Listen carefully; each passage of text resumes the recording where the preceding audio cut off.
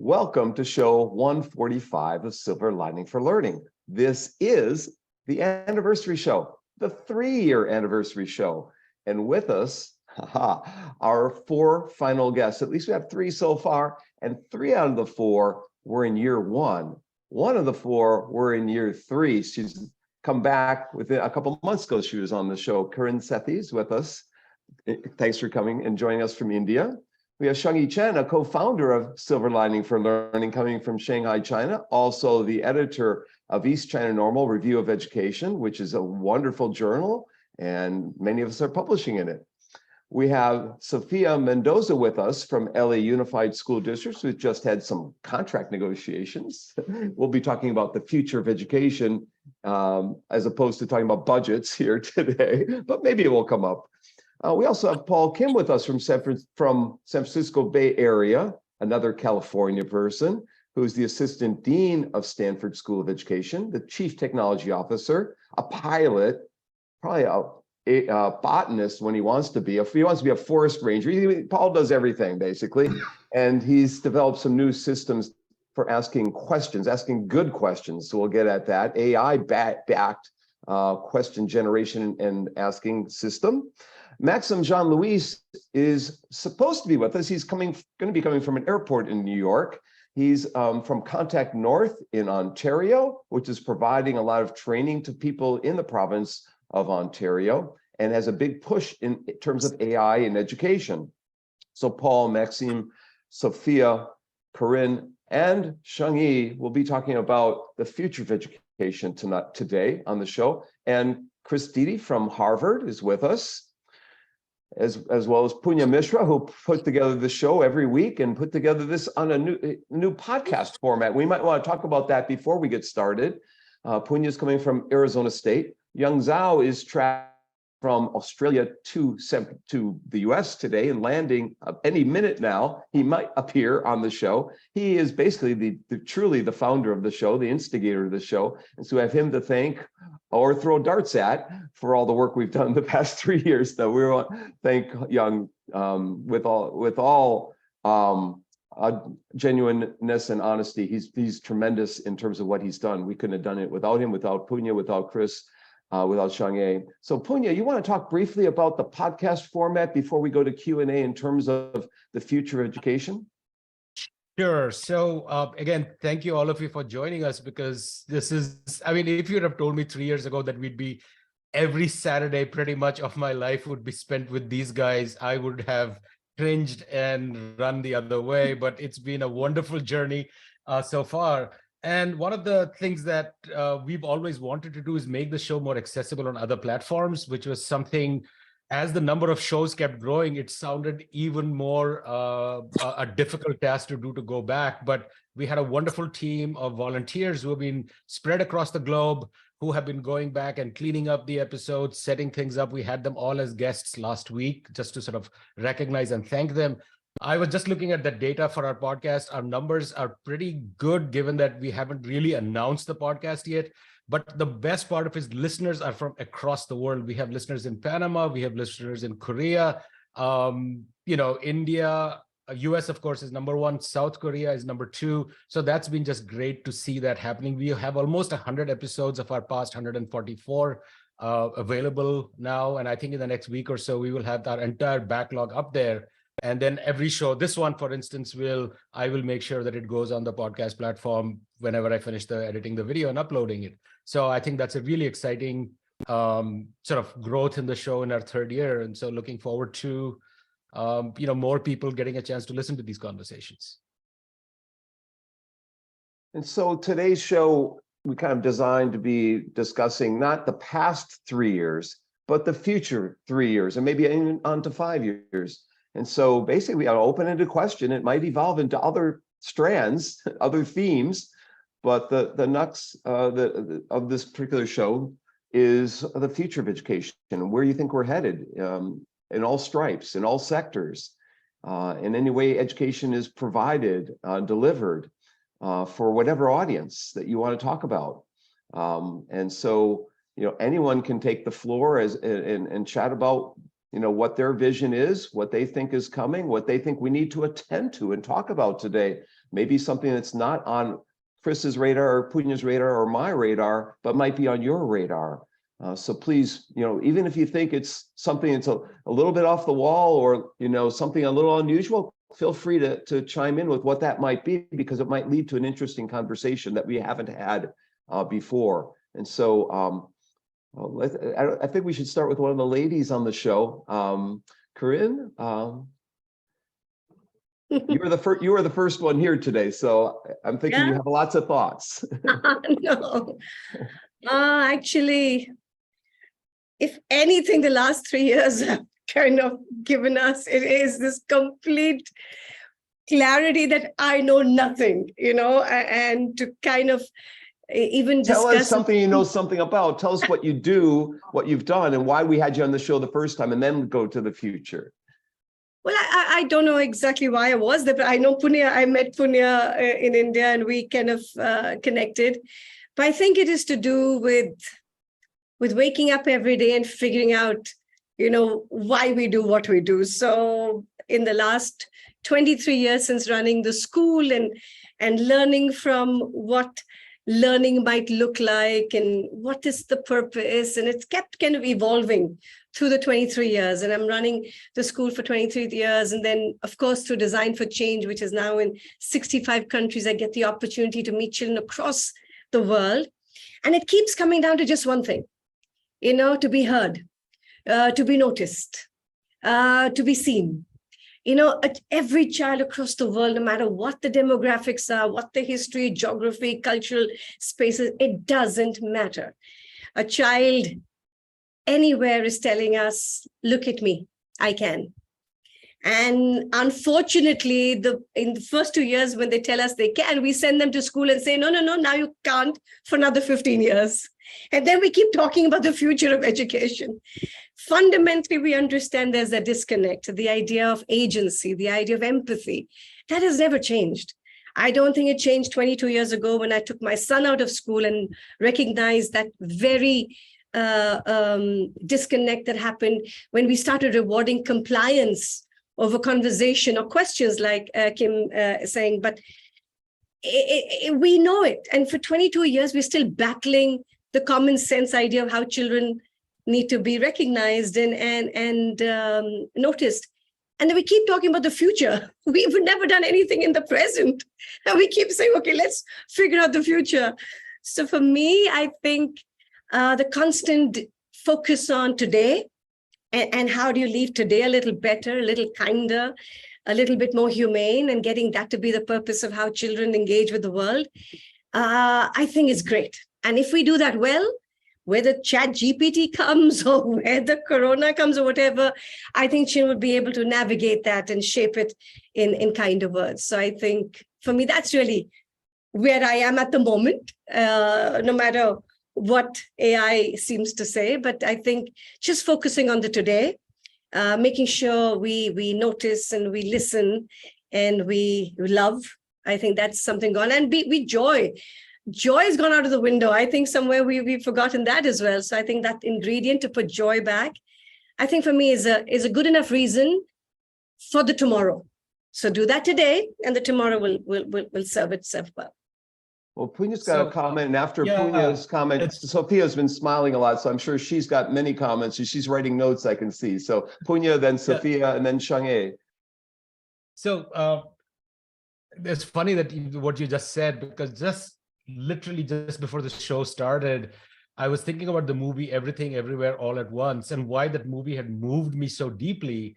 And it struck me that really that it was about making sense of a world that doesn't make sense. And what do you do when things are transforming around you? And that basically what you have at the end of the day is acceptance and kindness. And I think those were sort of the words that you spoke about, and living each day.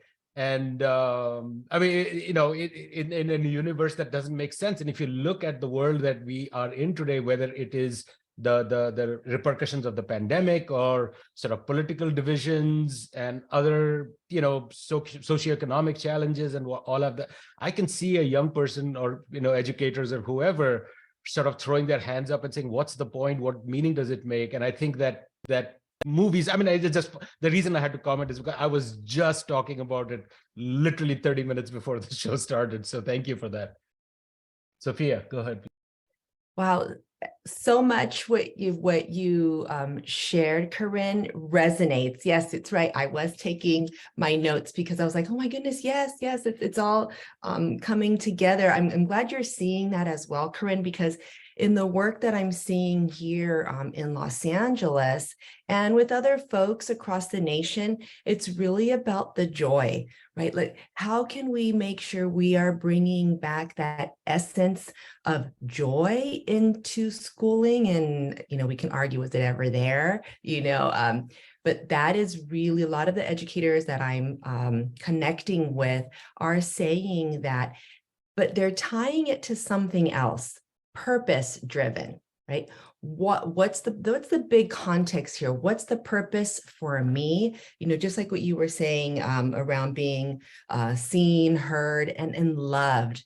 Even our educators, want to make sure that and feel that when they are coming into their spaces that they too are being seen, heard, and loved. So what I'm more putting it into a more specific context in the work that I get to lead, it's such a privilege, the computer science integration with our most youngest learners, what that can look like and what it does look like to our adult learners, and how we're seeing our educators starting to contextualize computer science for a purpose, right? Computer science for good. That way it's integrated and threaded throughout everything that's being done. For example, we're seeing students leveraging the digital spaces for civic engagement. We're seeing this all around the nation.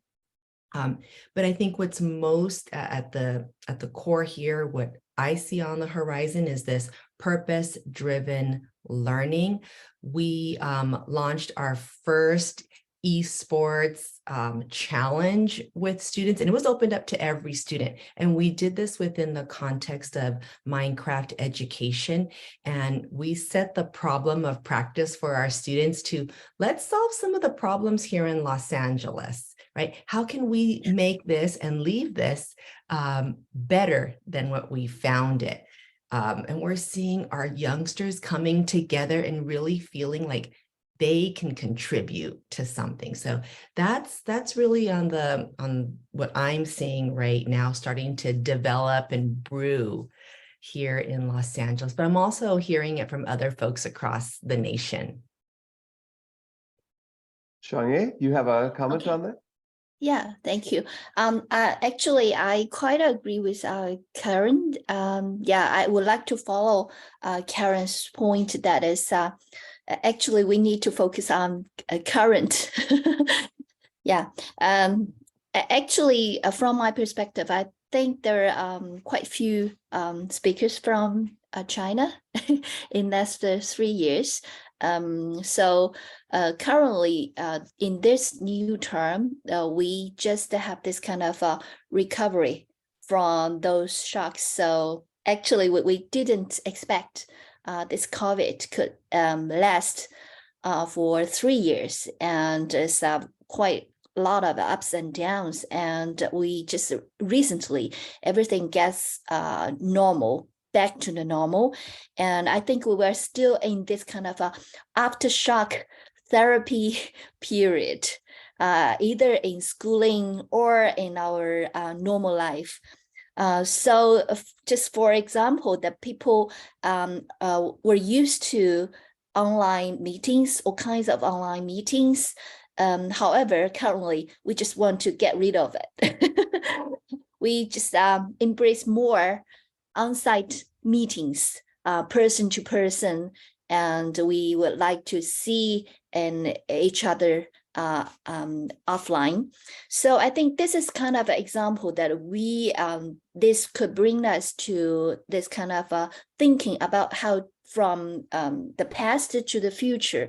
So we would like to focus more on the current.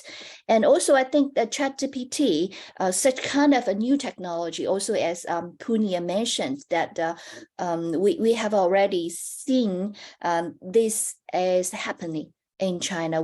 My colleagues could make up a kind of video speaking in his voice, in his face, but actually this is not from him personally. Yeah, so technology could do a lot of things, and easily we can turn to a kind of request or make a kind of expectation to our education. That is, we should change our curriculum, change our instruction, and we could make it not knowledge driven. It should be more competence based. We have such kind of slogans quite a lot, like just even when IT rose. So I see, as currently, from current to the future, there are kind of two tugs of war in my eyes. That is, the first one, the first tugs of war is that kind of a rising new technology versus this conservative or institutionalized schooling. Yeah, so when every new wave of new technology come in, we will see this kind of schooling and our education or schools, they changed much slower than we expect. So here could remind us of this, why this kind of a tug of war persists. Okay. The second thing is about this kind of a tug of war between family, parents, and our educational sectors, or our this whole out of the other sectors, out of the family, because in the last 3 years, I focused more on the parents, especially those parental digital labor invested or engaged in this kind of a home-based learning. So I have a paper published based on Chinese parents' engagement in this online learning. Especially, we identified that quite a lot of mothers, it looked like they have this kind of a motherhood penalty from such kind of a technology based learning. And so this reminds me of this, if from the current to the future, who would bear the costs of this kind of a nurturing, educating, how could share this kind of a cost, not just about the money, but also about an energy and attention. I think there's a kind of invisible factor. However, there is still could affect this kind of a tug of war, or just make it persist. So here is my sharing. Thank you. Thank you, Xiangye. And we haven't heard from Paul yet. Paul, you want to give us some of your vision of the next 3 years and what we're looking at in terms of education, or comment on something you've heard? Sure. We're at the hopefully, we're at the end of the pandemic stage, and then we learned a lot through the pandemic, and it was sort of an exercise for us to sort of look at how we are doing things and how we are educating children and so forth. And then I think one thing that has happened through the pandemic is that the level of a digital literacy has gone up. The perception about the value of the technology and online learning and that sort of things also have increased in terms of positive direction. So I think people value technology and online learning more. And now we are hit with the generative AI wave, which all forces us to look at, are we doing the right thing? Are we teaching the right thing in schools? And so I think these are generating a series of questions.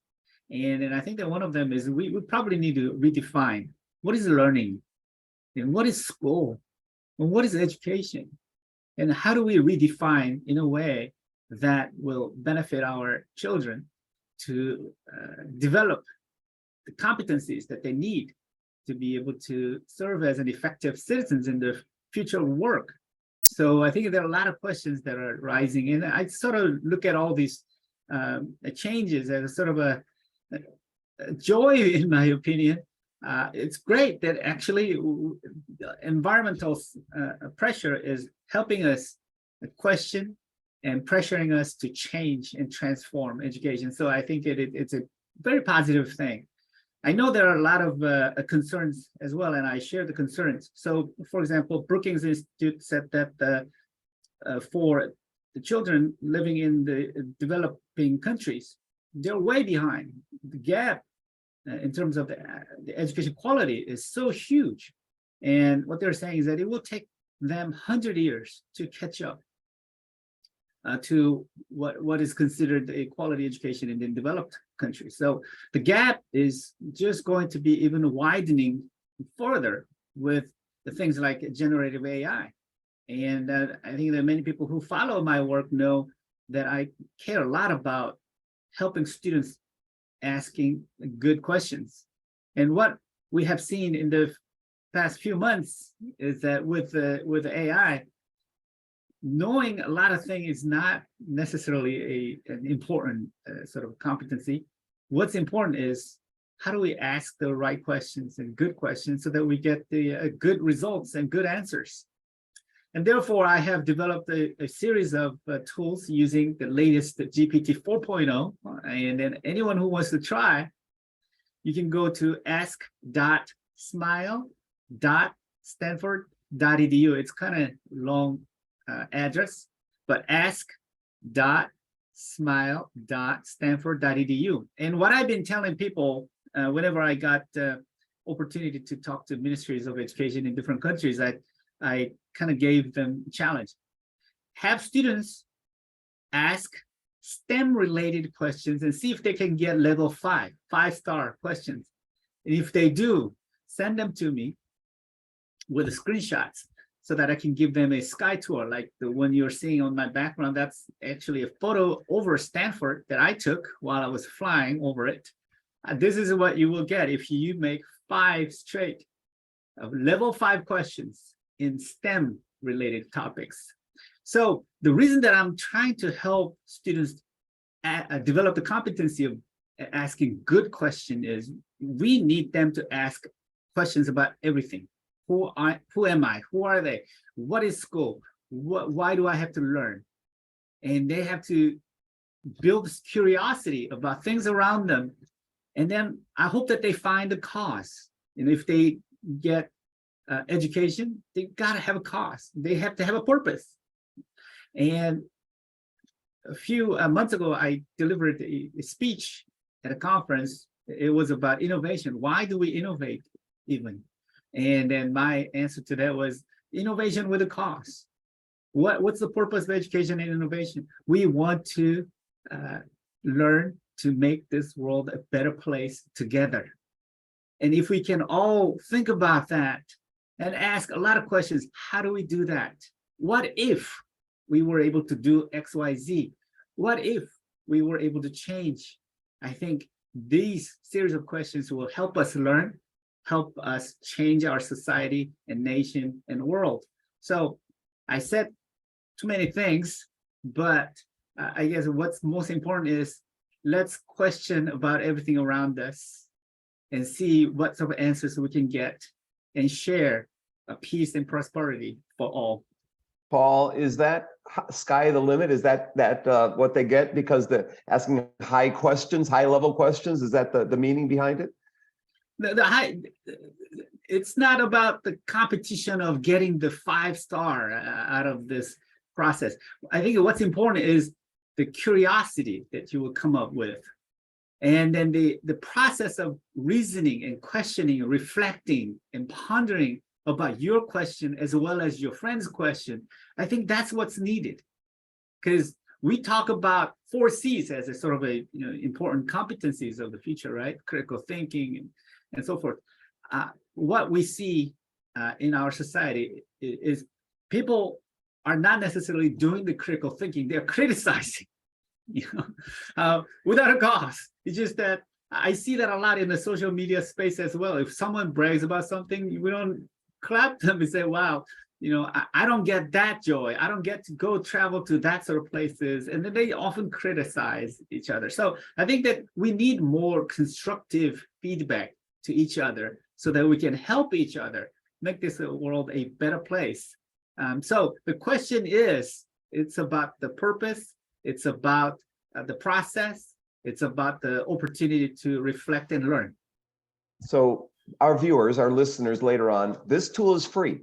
Smile Oh, it Program is free, and it's Definitely. AI based. It will generate questions at different levels, and it will evaluate questions at different levels, No, you generate questions.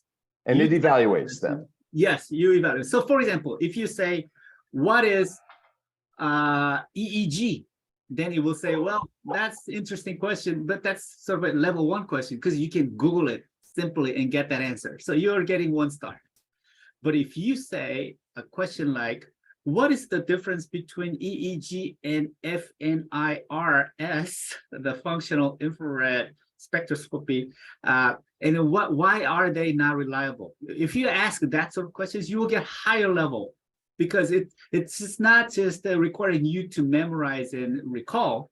You have to understand why things are different, why certain things are not reliable, and how do we improve the reliability and accuracy and so forth. So it requires more a cognitive task there, and or metacognitive task in terms of answering the question or finding the answer to your particular problem. So the more you're cognitively challenged or metacognitively challenged, that sort of questions, you will earn higher level recognition or more stars.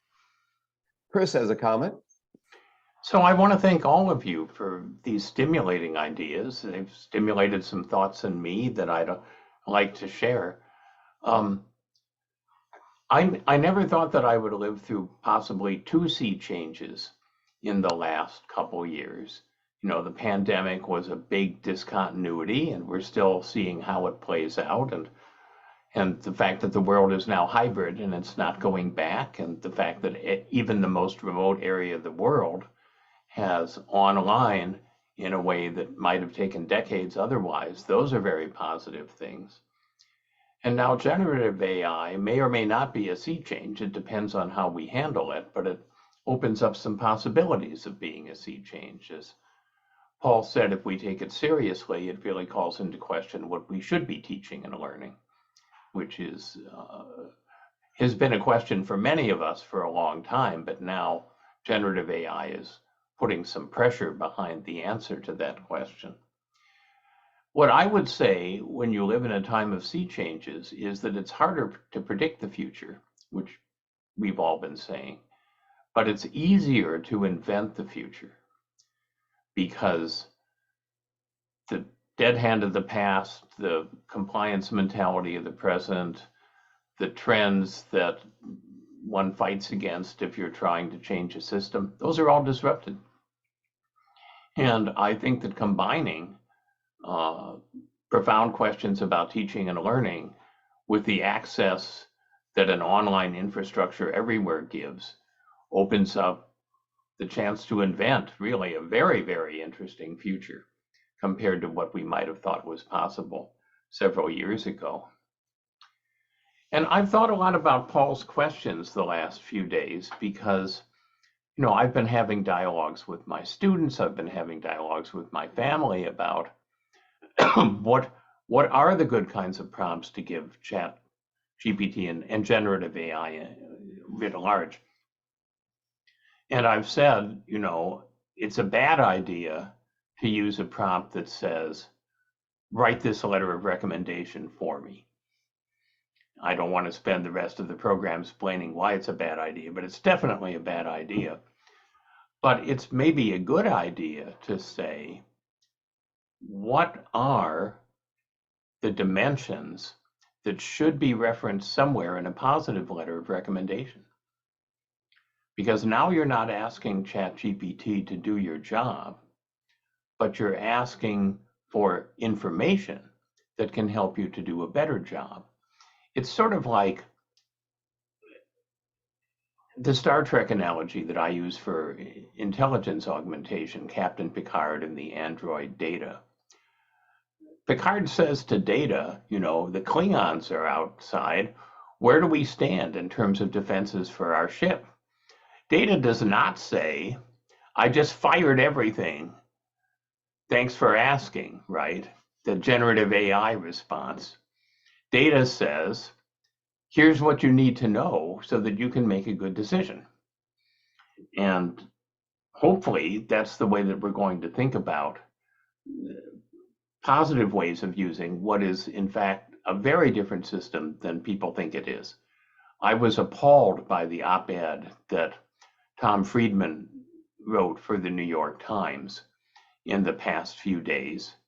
I have a great deal of respect for Tom Friedman's work 20 years ago, but he really got sold a bill of goods and just passed it mindlessly on. And it's doing a major disservice to the public to have such an uninformed view of what generative AI is and what it's capable of doing. The last thing I want to throw out, and this also speaks to themes that you've raised and might be the basis of an interesting discussion going forward. When you ask AI something about society and it comes back with something that's biased, it's important to recognize that generative AI is a mirror.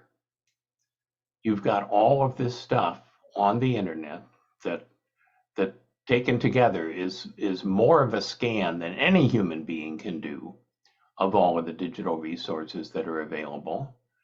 And it's not surprising with a biased society that you get back a biased image. In fact, it's accurate.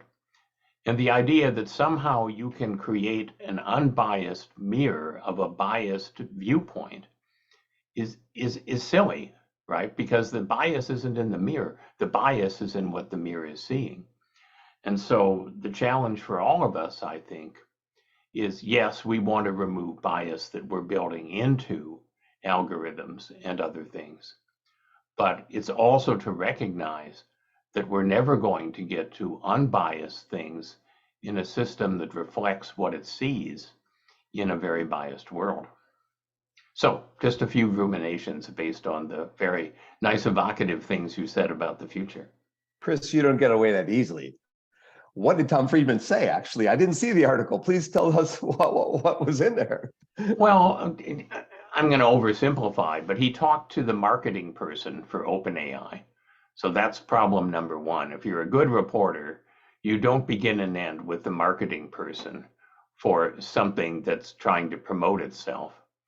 And he said, you know, this is essentially a turning point in the history of civilization, blah, blah, blah. It's the sort of gee whiz view that in every single hype cycle of AI, people say, oh, this is the turning point in the history of civilization. He doesn't understand, and I think 90% of the people who are writing as experts about generative AI don't understand that generative AI does not understand, in the human sense, anything at all that it's saying. It's a language model, and it's a large language model that given a set of training, tries to predict what the next word is in a sentence. That's about as far from an understanding of something as you can possibly come up with. And until people get it, that that's what generative AI is, they're going to continue making all these crazy predictions that unfortunately uninformed media are happy to print and promote. Looks like Punya wants to jump in with a question, and I'm sure all of us are speculating about the impact of generative AI on their students and their lives. And I'm sure everyone has a comment, but Punya's first. Okay, so you know, I was just thinking the other day, I was reading the news story about this village in Rajasthan called Alwar, where their fundamental economy is from sextortion rackets, and the police came to try and break it up, and the women in the village beat the police away. And it struck me that Tim Berners-Lee, when he was sitting in CERN and inventing the World Wide Web, had no idea that there would be a parallel economy of sextorting that he was going to start up in a village near Alwar in Rajasthan. So I think the implications of some of these technologies happen in ways that one cannot predict. Whether you look at, you know, how the Rohingya are being, you know, or the use of social media to spread misinformation and so on. So I'm genuinely sort of curious to hear from sort of Kiran, you and Sophia about, particularly because you are on the ground with schools and with kids, that what are these kinds of changes that you see happen? I mean, what impact do you see these as happening in sort of the long term? Because that's what is like really intriguing to me, is that we often draw this straight line between an innovation and, you know, what effect it'll have. But I think that the way society and the world and our sort of existing structures play out, I mean, we are seeing school districts banning it. We are seeing, you know, all kinds of sort of responses to it. I'm just curious to understand, hear from actually all four of you about what you see as these off the, you know, path sort of changes that happen because these tools come along, you know, and maybe there are some parallels with social media and so on that we can think about. So Kiran, maybe start with you and then just go around in a circle. Yeah, because Paul Kim has been around the world in school districts. Exactly. You know, No, and I so something I think all four can Yeah, sort yeah. of speak to. Yeah. You know, I mean, I'm all of these are external expressions. You know, I don't think none of these, what the tools we use, everything are external expressions of how we use it. And I think it will eventually, and it always has, come down to value propositions. You know, it comes down to how will I use what inventions, discoveries we create, which is the external self of who we are.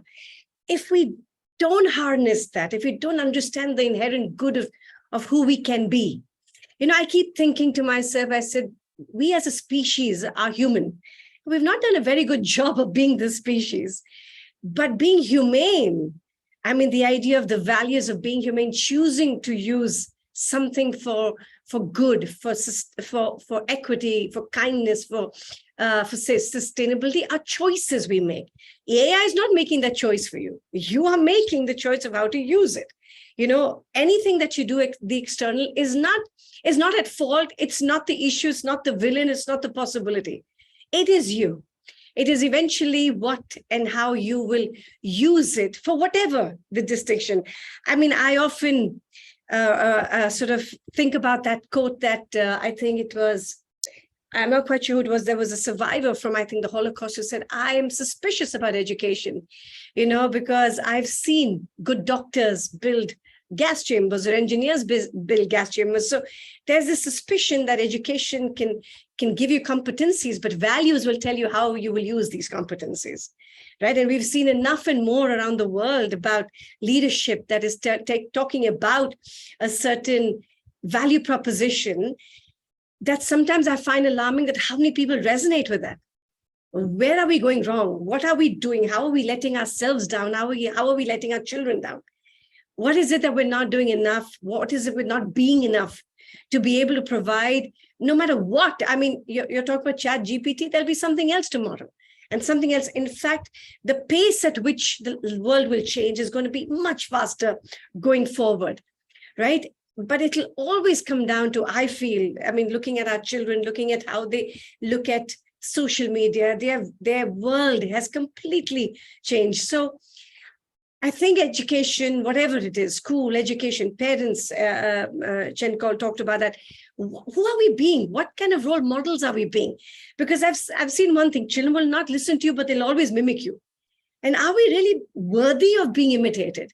What are we living? Who are we being? Are we even being worth looking at a worldview that our children will see? So I think for me, everything else is external. Who you are and how you will use what you have will ultimately shape what we become. So I think it is the internal that finally will be your navigating compass.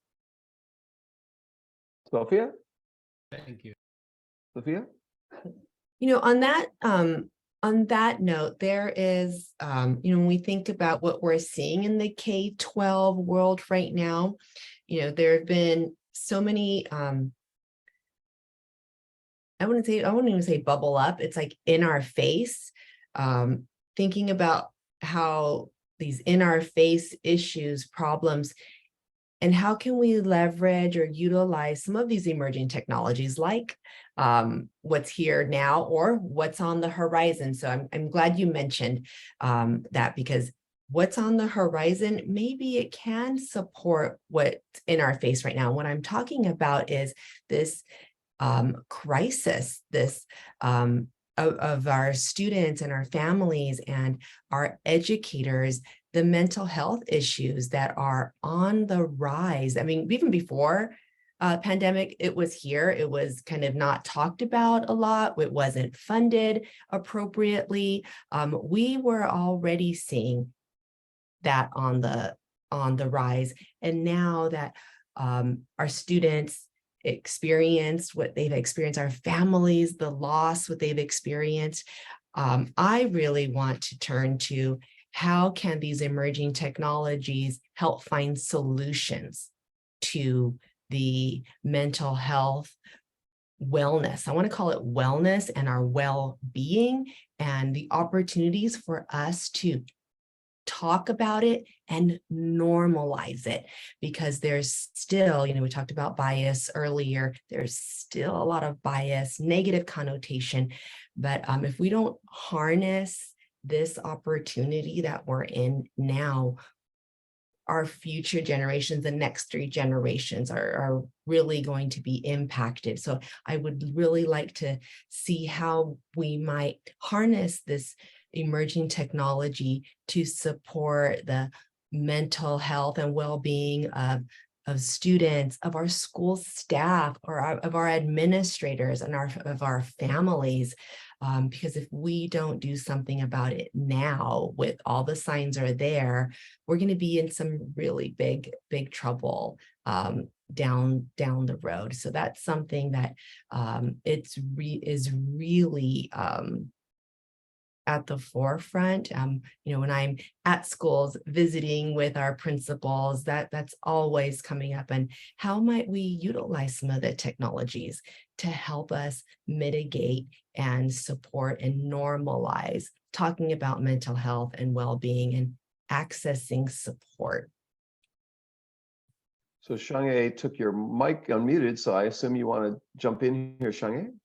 Yeah, I share Karen and Sophie's concerns. Actually, I have to admit that currently I'm also in a kind of a confusion. I don't know where should we head to or head for.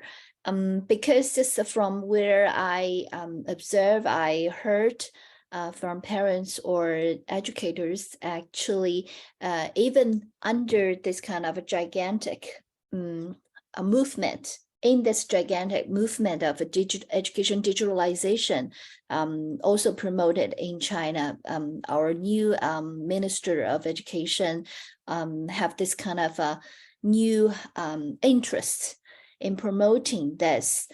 However, educators and parents, we just be very, very tired of using and applying all kinds of technologies. And also during this kind of a pandemic period, I also have this kind of various struggles or fights, sometimes some fights with my kids over those kind of a technology use.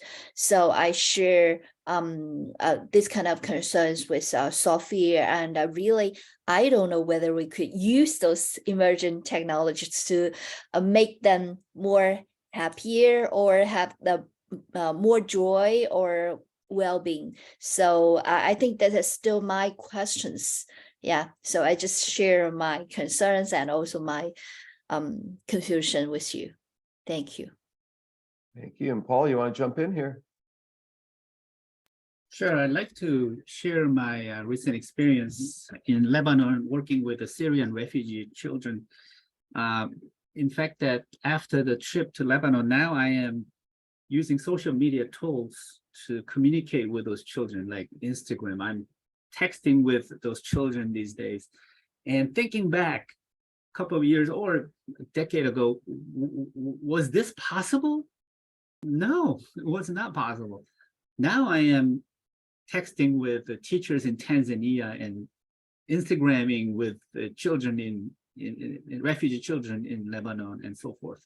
And also last year I took the Smile Pi, which is a Raspberry Pi based server, Wi-Fi, everything in one little box, and it runs on a battery. So in Lebanon, when the electricity goes up and down every hour, and internet is unstable especially in those refugee camp areas. And I was able to provide the Smile Pi to the local teachers who'd never really had any access to reliable electricity and internet. And they are able to have this local classes with this small Smile Pi. Things like that, looking back, overall, technology in general, I think made a huge progress in improving access to education. And now with AI and various tools integrating all kinds of AI, these tools are just to augment human intelligence. If we use it right, there's so many ways to advance in ways of providing better quality education and engaging students in a much higher level order thinking and learning opportunities, etc. So we just have the right purpose, and we got to have these in the right place at the right time. And otherwise, this will be just confusing for a lot of people. It will be a threat to a lot of people, and so forth. So I think an earlier point that Karen made, and also Xiangye and Sophia made about the purpose-driven. And I use this analogy a lot. Ammonium nitrate. When I went to Lebanon, there was the Beirut port that was blown up by this huge pile of ammonium nitrate. And ammonium nitrate is used to make fertilizers, or it could be used to make bombs. So what do you use that? What do you do with a powerful resource, whether it's ammonium nitrate, or it's a technology, or knowledge itself? If we have the right purpose, if we have the right cause, it can really change the world. It can really make this world a better place for all. And I think that as an educator, we have to show the best practices of using technology and resources and powerful resources to make this a world better place. And that's our job. And the problem is, how can we do more of these wider and in more places? And how do we get more people to join in this journey of making this place a better place? I think that's something that we want to ask ourselves and share our thoughts. So those are the kinds of things that come to my mind. So Paul, you were in Palestine when you had similar situation with electricity only available a couple hours a day. I do have a question for the whole panel after this, but just a brief, quick question for you, Paul. How do you find yourself in these different environments? How do you contact people in these different countries? I know you worked with blind children in India, you worked with blind children in Dominican Republic, you worked with, migrant worker children in Honduras and Mexico. You've been in all these different environments around the world, and going to Palestine, amazing. Lebanon now with Syrian refugees. How do you get to go to those places? I'm just, do you call someone up and there's a hotline, a switchboard, or what? First of all, I never look for a new place to go. I never search for anything. I always find opportunities through classes at Stanford. Because we have students coming from all over the place, and they speak the language. So otherwise, if I don't have a student or someone who can translate for me, who can explain for me, I wouldn't even dare to go, because I would look very dumb without knowing what's happening or speaking the language. So oftentimes it's led by students, offline or online. I have done some online education as well, like a MOOC. When I delivered the MOOC with 20,000 students coming from 170 different countries, I gave them projects to change their community. So I get all kinds of ideas, and people connect, and they find me and then invite me and so forth. So I never plan any of these trips. It just happens. One thing leads to another, and that's how things are happening. In his MOOC, by the way, if anyone's curious, he's got a chapter in my book I'm happy to send. It's called Designing a New Learning Environment, where he had collaborative teams from around the world. And that's the way it's, innovation, right? So my question for all of you, unless Punya or Chris want to jump in with one before I ask, because we are limited on time here. So Punya or Chris, you have something before I jump in? Go ahead, Okay. Chris.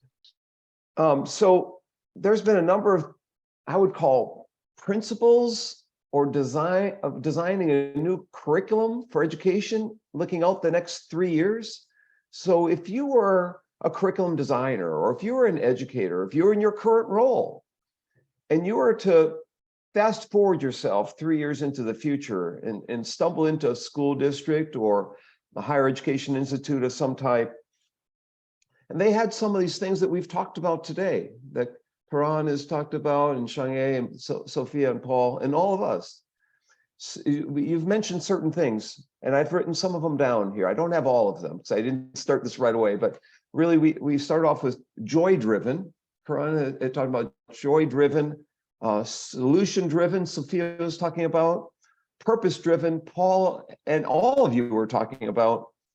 And then, going back to when Karan had talked in the beginning, talking about identity, giving students voicedness, empowering them, having everyone wants to have a sense of purpose for who they are and what they're doing in the world. So the curriculum in part should have some aspect of some of those things, whether it's joy-driven, solution-driven, purpose-driven, identity-driven. But then Paul got us, well, when we engage in different learning tasks and activities, the focus should be on some cognitive or metacognitive aspects, so that they're reflecting constantly on what they're doing and why they're doing it, and asking good questions about that curriculum they're engaging with, right? And Chris added to it that curriculum should involve not just tasks that are provided, but there should be idea generation happening, that students should be entrepreneurial or innovative in that particular curriculum. And all of you have talked about, well, where technology would play a role is in augmenting what humans are doing. So in technology augmentation, right? And along the way, some aspect has to be, wellness and some life skills. My question for you is, those are the things that I picked up on. Were there things I missed? If you traveled 3 years in the future, what would you like to see in addition to that? In addition to those things, or how would you wrap all those together? What kind of themes would you create? We've only got maybe 6 minutes left, I see on my watch, so maybe a minute each of you, or a minute and a half each of you on a. I know it's a hard question to just jump in and answer, but Karan, you are the one first, so why don't you go again? I always, okay. Well, I think in the past, I've often looked at what the smallest timestamp is in a learning moment to a longest timestamp. So if I just look at time as units, and I keep thinking that typically if one looked at a learning moment, it could be as small as 30 minutes, 60 minutes a day, 15 years. And if one could reduce learning to the smallest timestamp, what happens in a moment, I've often been thinking about what are the enablers, what is that learning moment should have in terms of to enable, learning that is purposeful and joyful. And at the school we run, we've come out with something called the 4 enablers. So we said if those 4 ingredients are there, they're fairly universal. It can happen under a tree, it can happen at Stanford, but if I guess the 4 enablers are there, and then I feel that learning would be meaningful, it'll be empowering, built with agency and empathy. So one, of course, we've all talked about is relevance in learning. I mean, why do we do what we do? I don't think we talk about that enough. It's always what will we do rather than the why.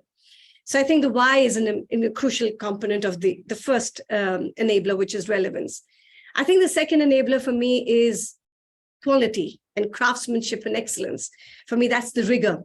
Otherwise, what happens in most learning is often repetitive rigor, which is just meaningless. So how can rigorous engagement be factored in? I think the third for me is relationships. Nothing can happen without the heart. So how do you create authentic relationships with learning, with each other in that space? And how do you create a safe space that is safe and filled aspects of, relationships and empathy. And I think the fourth, and I think Paul talked a lot about that, was the metacognitive part, with the reflection. Often learning is devoid of reflection because we're covering stuff. We walk in and we walk out of a class without giving the time to reflect on what did we learn? What did we pick up? What are we curious about? But I think these four are incomplete without repetition. I think we just have to repeat these four enablers every time. This can't be a once a week idea. Oh, during project time, there just has to be the four ingredients that you repeat so that it becomes a habit of mind. Because habits of mind are created over time, not overnight. So if one could repeat this, and if at all the learning journey of a child still happens to be in a school setup for whatever that reason, till that gets challenged, if that is, and then that's 15 years, it's a beautiful way to build a habit of mind that is deeply meaningful, purposeful, and creative for the greater good. So I think some of those could be, I feel, it happened 22 years ago when I started. They're still true today. And I think they will be true. And all of this should be always for the greater good. So yeah, that would be possibly what I'd like to see.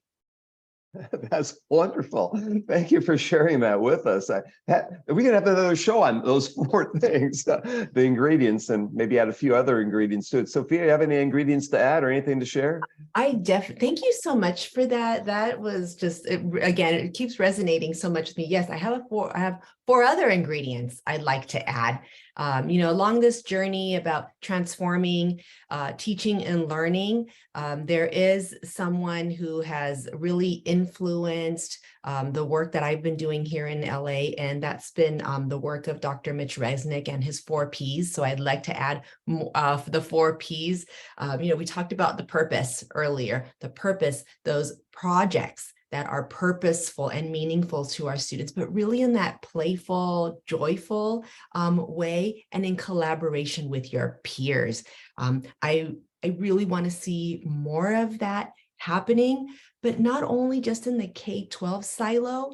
I really want to see our industry partners come in and listen to our educators, listen to our families, but most importantly, our students, listen to what our students want to achieve, because we know our industry partners are out there creating, sometimes in silos. So we want to make sure that whatever they're creating is done hand in hand with our educators and our and with our students and our families, but also bringing in our higher ed partners. And that's what I love about this group here today, the impact that higher ed has on K-12. Again, coming and partnering together, creating some research practice partnerships that can really leave us and the better educational system ready for whatever might come next. So those are some of the ingredients that I'd like to add. The 4 Ps, bringing in more collaboration with our industry partners, as well as with our